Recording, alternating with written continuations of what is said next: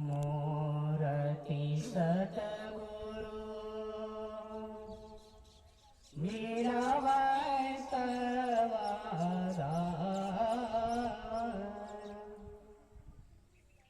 मंगलमय मंगलकरण वीणावारंबा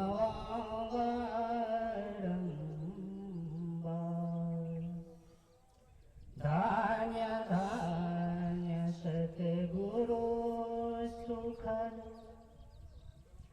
महिमा कही न जाए।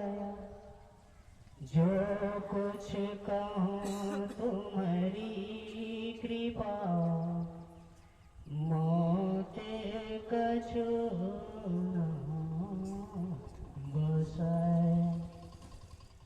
इस सृष्टि के कण कण में विराजमान परमाराध्य श्री सद्गुरु महाराज के चरण धूलि में अनंत बार प्रणाम है। मंचासीन है, गुरुजन है, पुरुजन है, सत्संग प्रेमी महानुभाव माताओं एवं धर्मशीला बहनों, अभी हम लोग इस 9 दिवसीय ध्यान अभ्यास और सत्संग में आज छठे दिन के प्रथम शस्त्र में सत्संग ने अपना उपस्थिति दर्शाए हुए हैं। स्तुति विनती के बाद पवित्र ग्रंथ सत्संग योग से पाठ श्रवण किए, जिसमें सर्वप्रथम योग सिखोपनिषद में ब्रह्मा जी और भगवान शंकर जी का संवाद श्रवण किए। ब्रह्मा जी इस संसार के लोगों को देखकर बहुत विचलित हो जाते हैं। वह देखते हैं कि कोई ज्ञान पर जोर दे रहे हैं, कोई योग को ही बतला रहे हैं, परमात्मा की प्राप्ति का उपाय बहुत तरह से देख करके ब्रह्मा जी का परेशानी बढ़ता ही गया। तो इसके लिए बेचैन होकर भगवान शिव के पास पहुंचते हैं और कहते हैं कि भगवंत, संसार के लोग कोई ज्ञान कोई योग पर विशेष जोर देते हैं और तो बहुत सारे उपाय बतलाते हैं, किंतु यह 2 मुख्य बात है। तो भगवंत आपका क्या मत है, आप क्या कहते हैं? तो भगवान शिव कहते हैं, योग हीनम कथम ज्ञानम मोक्षदम भवति भो, योग अपि ज्ञानहीन अस्तु न क्षमा मोक्ष कर्माणि, तस्मा च ज्ञानम च योगम च मुमुक्षु दृढ़म भयेसेत। भगवान शिव कहते हैं, हे ब्रह्मा जी, ज्ञान और योग दोनों चाहिए। योग कहते हैं मिलन करने, अर्थात मिलन को, और योग का उल्टा क्या होता है? योग का उल्टा होता है वियोग। हम किसी से मिलेंगे, मिलते क्यों है? क्योंकि वियोग हो गया, हम उससे बिछुड़ गए हैं, तभी तो मिलने के लिए जाते हैं। तो हम लोग भी उस परमपिता परमात्मा से बिछो हो गया है, हमारा बिछुड़ गए हैं। तो उनसे मिलने के लिए पहले ज्ञान चाहिए। ज्ञान होगा, ज्ञान कहते हैं जानने को, तो जानेंगे कि उस परमपिता परमात्मा से कैसे मिलेंगे। यह ज्ञान होगा तब न जाकर मिलेंगे। तो भगवान शिव कह रहे हैं कि हे ब्रह्मा जी दोनों चाहिए, और यहाँ पर हमारे बिंदु बाबा दोनों काम करा रहे हैं। मिलने का अर्थात योग भी चल रहा है और ज्ञान का भी उपदेश हो रहा है। जब हम इस संसार में देखते हैं कि दो बहन शादी हो जाती है, अलग अलग रहते हैं, संयोगवश मिलन होता है तो बहुत आनंद होता है। पति आपका विदेश चला गया, बहुत दिन के बाद आते हैं तो मिलन करते हैं तो बहुत आनंद महसूस करते हैं। संसार का जितना भी मिलन है थोड़ा क्षणिक है, थोड़ा देर के लिए सुख का अनुभव होता है, पुनः दुख में बदल जाता है। लेकिन परमात्मा का जो मिलन है, उस परमपिता परमात्मा से मिल जाएंगे तो सदा के लिए मिल ही जाएंगे, फिर वियोग नहीं होगा। मान लिया जाए आप किसी मेले में गए, आपके साथ आपका पुत्र भी गया, काफी भीड़ के कारण आपसे जो है बच्चा का बिछो हो जाता है, बिछुड़ जाते हैं। बच्चा जार बेजार रो रहे हैं, माँ भी रो रही है। मेला समिति के जो लोग होते हैं वह अनाउंस करते हैं बच्चे को, जिसका बच्चा है यहाँ पर अमुक जगह है, आप ले जाइए।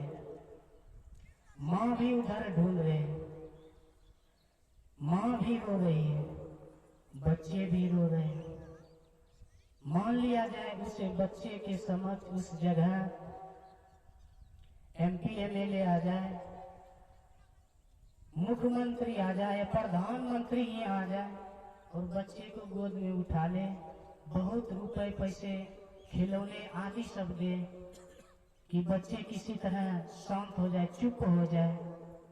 यहाँ तक कि प्रधानमंत्री बोले कि तुम जो है हमारे कुर्सी पर बैठो, मैं तुझे प्रधानमंत्री ही बना दूंगा, तो क्या बच्चा चुप हो जाएगा?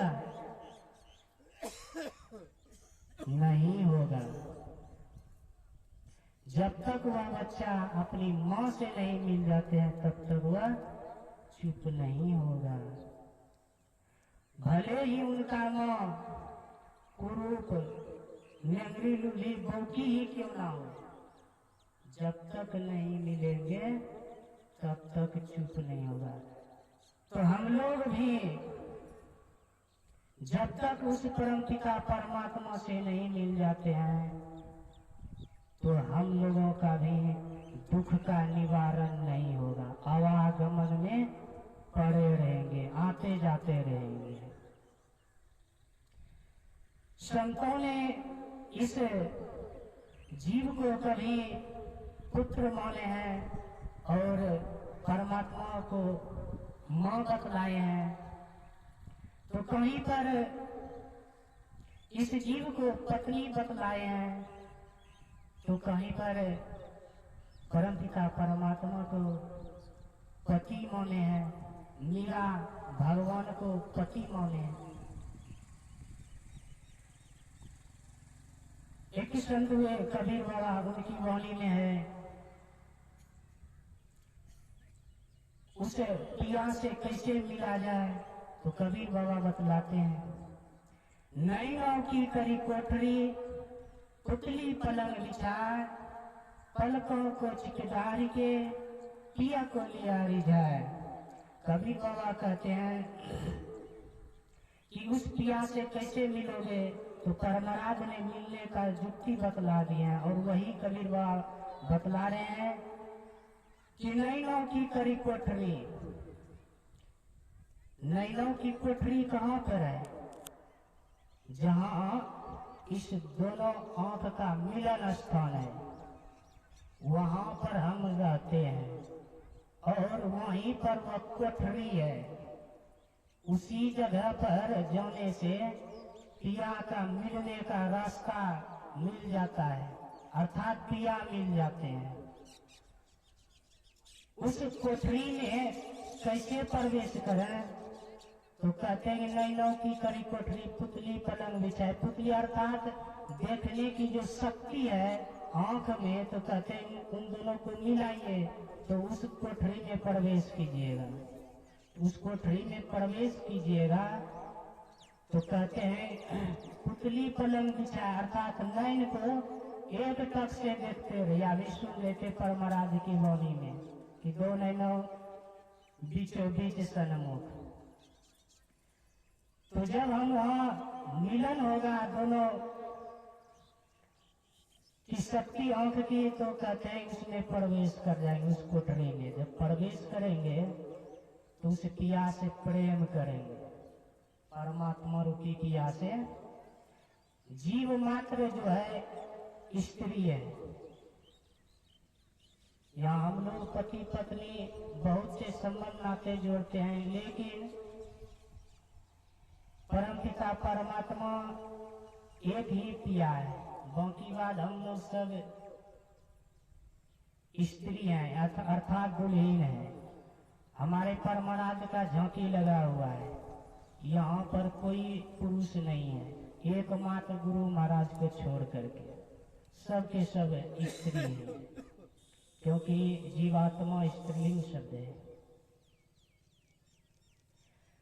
तो उस पिया से कैसे मिले? तो कबीर साहब कहते हैं कि पुतली पलंग बिछाए, तो वहां पिया के पास पहुंच गए।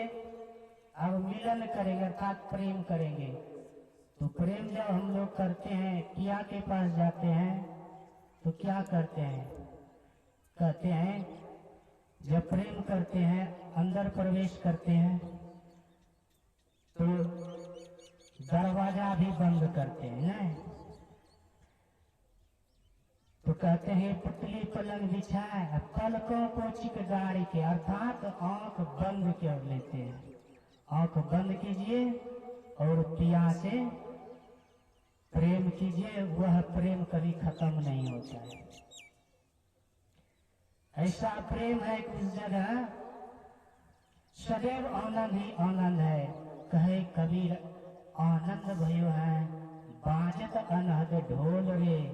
आनंद की नगाड़ा बजते हैं, वह आनंद कभी खत्म होने वाला नहीं है। तो उस अनंत में जाने के लिए हम लोग को युक्ति मिल चुका है और ध्यान अभ्यास चल रहा है। तो मनोयोग पूर्वक ध्यान में भाग लीजिए और सत्संग भी कीजिए। बिना सत्संग का उस परमपिता परमात्मा से मिलन नहीं होगा। इसीलिए दोनों कार्य चल रहा है। जो समय बीत गया सो बीत गया, जो बचा खुचा है उसमें लग जाइए कस के। इसी में इहलोक और परलोक दोनों मंगलमय होगा। बोलिए प्रेम से श्री सद्गुरु महाराज की जय।